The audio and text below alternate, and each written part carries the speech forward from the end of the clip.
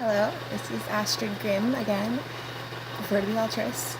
So, I would like to introduce more characters for my Attanya book. So, I've already introduced Melody, the main character, Ethan and Derek, who are essentially brothers, but they're both writers and they're not blood related. And then there's Leah, who is Derek's twin sister, who is also very important. And all of their flyers, same as Sam and Felix. So I'd like to introduce Callie and some of the other main characters. All the ones I've listed are students at the school, and since our main character is a student, it's going to be central around students.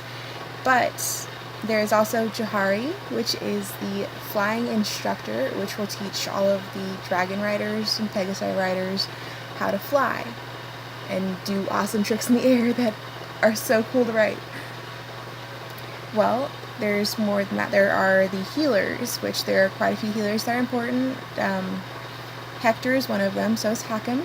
Those are both healers and are very important for the first series because she gets hurt a lot because she's coming from a non-fighting world into a fighting world.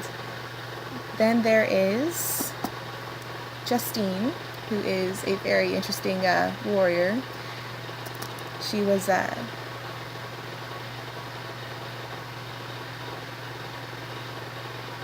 noble-born, but she kind of didn't like dresses because she's stout. And her best friend is Lillian, who is also a armor, which is what the warriors are called at the school. And they train to be in the army. Some of them become generals. Most of them become not privates, but foot soldiers pretty much. So those are essentially the most important for the first book. Just the actors. Oh, and Devin. Devin is also a writer trainee, which the reason why there are so many writer trainees is because she's a writer trainee, and that's what she's training to do. So, those are all very important, but it'll central around those four: Melody, Derek, Ethan, and Callie. Callie is a very special case. She is the daughter of a merchant, a very conniving merchant. He's very fat, and he kept slaves. So one of the slaves happens to be one of her friends. Well, she made friends with the slave. And in an attempt to save her, she goes and tells the authorities, and that gets her in a lot of trouble, which brings in Melody and her group, because although Sam is a seeker and he's out there to find other writers, he is still obligated to take care of any quarrels that comes apart. So, now that I've introduced most of your main characters, which, by the way, the reason why Callie is a main character is because on that little extravaganza,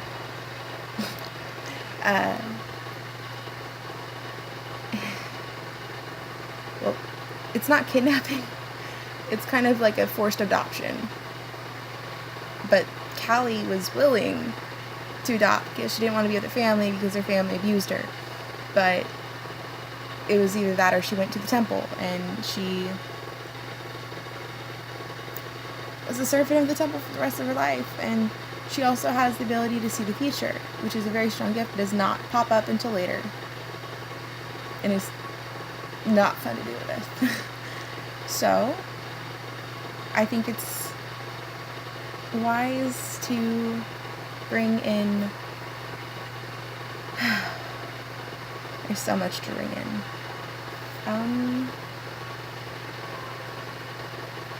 The mark for the riders. Whenever a rider is chosen, whether it is by hatchling or a full grown or a Pegasi, they all get a mark. It is always on their right wrist. It's, let me just show you on my arm. So, right there. Where the veins are right there. Oops, sorry. Right there. They'd be right here. It's a quarter moon. Like that. It always points out to the outer side. See your pinky finger? And little tiny vines come out of it. When a person is first chosen, it starts out very tiny. They're just maybe 3 or 4 vines, however many gifts the person has, which is kind of what symbolizes it.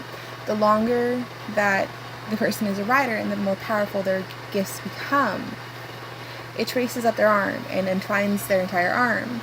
And if they're truly strong and they have a very powerful gift, that's kind of a badge of honor, because it will intertwine their entire body. And the color of it changes from every single rider, because Melody has a dragon who is white, very like luminescent white. Hers is the shade of pearl. So she has that. And for instance, Eaton, he would have a sand colored one, because Curie is sand colored. And for the Pegasi riders, well, it's not like they're all uniform color. None of them are. They're just not purple. So it'd be whatever they are. So if they're a painted horse, it'll be both shades and all of it. It'll almost look like fur on their arm, but it'll be skin. It'll be very, very soft. How Melody describes it is that because hers is a dragon skin, it feels not like snake skin, but if you were to moisturize your arm every single day for your entire life, and you had baby skin and everything, only on that one part would it feel like that. The softest skin you'll ever have. That's very important, though. For now, I think that'll be all. I kind of just jumped from topic to topic this time. Next time, I'm not sure what I'll talk about, but I'll figure it out. Thank you for watching. I hope you have a nice day.